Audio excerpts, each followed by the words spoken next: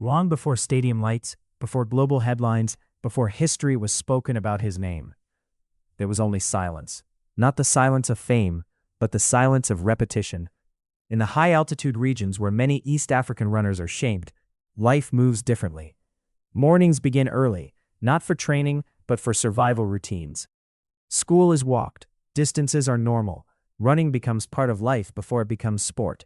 For athletes like Sabastian Sawe, the journey is rarely about instant talent. It is about adaptation. The body learns to tolerate thin air. The lungs learn efficiency. The mind learns patience. And most importantly, the athlete learns to suffer without breaking. Because in long-distance running, the first victory is not against competitors. It is against stopping. Before Sawe entered global marathon headlines, his development followed a familiar but extremely demanding path. Middle-distance races first, then longer distances, then the gradual transition into endurance racing where pacing matters more than speed. In this phase of an athlete's life, nothing looks dramatic from the outside. There are no cameras, no applause, no headlines, only training cycles, early morning sessions, long steady runs, recovery days that still feel hard, repeated intervals that push physical limits. But this stage is where elite athletes are truly created, because speed is not the secret, consistency is. Sawe developed a style that coaches often admire: controlled pacing, strong finishing ability, emotional discipline during races. He was not known as flashy, he was known as efficient. And in marathon running, efficiency wins races. To understand Sawe's achievement, you must understand modern marathon running. Today's elite marathon is no longer just a test of endurance. It is a tactical race, a scientific performance, a psychological battle. Pacers control early speed. Elite groups form tightly. Every split is calculated.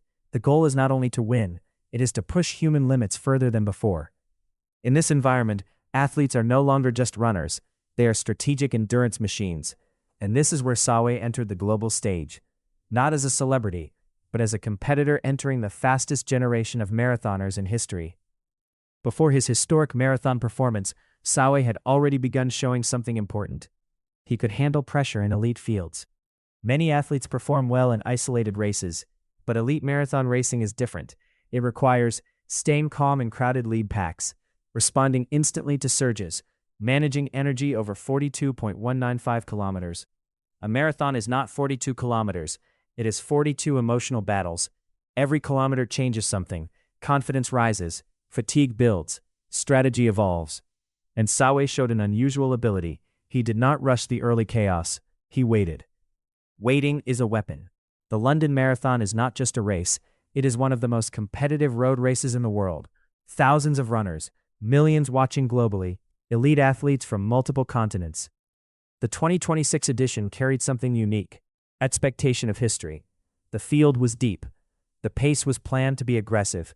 The goal was simple: push beyond what was previously believed possible. From the first kilometers, the rhythm was intense. Elite pacers set a demanding speed. The pack stayed tight. No one wanted to fall behind early, because in marathon racing, early mistakes are permanent. Sawe stayed in control, not reacting emotionally, not chasing unnecessary surges, just positioning himself inside the race. Efficient, calm, calculated. As the race moved beyond halfway, everything changed. This is where physiology becomes reality. The glycogen stores begin to drop. Muscles begin to tighten. Mental focus becomes fragile.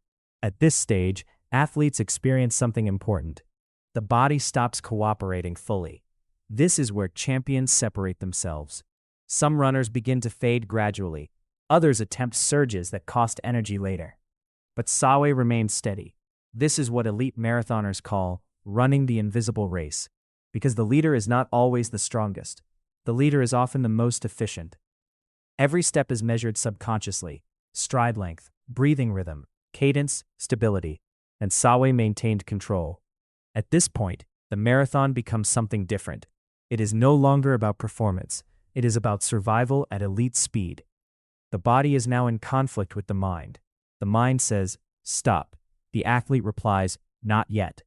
The leading group begins to reduce. Small gaps appear. The race becomes selective. Only the strongest remain. Sawe stayed within reach of the leaders.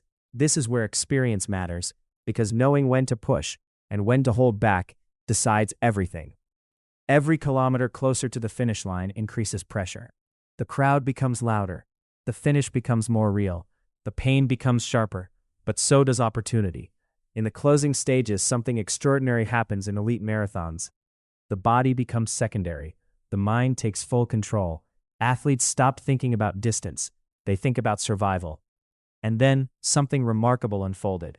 Sawe moved, not aggressively, not dramatically, but decisively. A controlled surge, a calculated separation. This is the moment where elite athletes either respond or break. The final kilometers became a test of pure mental strength, and Sawe maintained rhythm, step after step, closer to history. When he crossed the finish line, history was already being rewritten. The marathon had entered a new era, but what matters most is not only the result, it is what it represents. Human limits are no longer fixed, they are constantly evolving. Every generation pushes further than the last, and athletes like Sawe are part of that evolution, not because they are invincible, but because they are consistent. The world often remembers winners, but greatness is not always about being first.